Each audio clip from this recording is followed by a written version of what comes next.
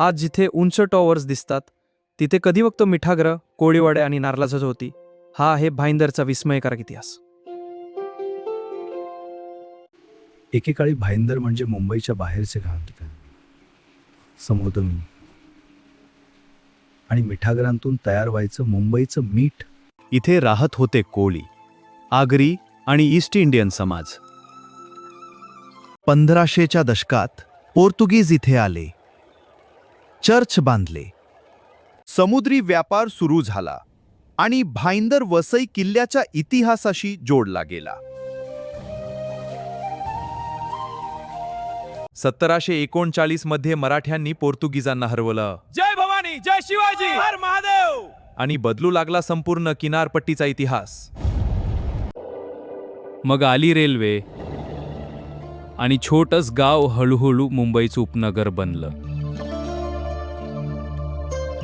80-90च्या भाईंदरमध्ये हो, मोकळे रस्ते, सायकली, जुन्या चाळी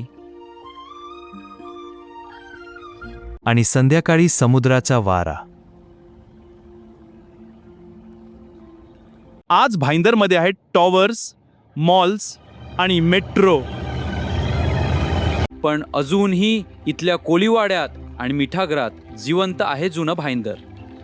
हा आहे गावातून महानगर बनलेला प्रवास. तुमच्या भाईंदरच्या आठवणी कमेंटमध्ये नक्की सांगा.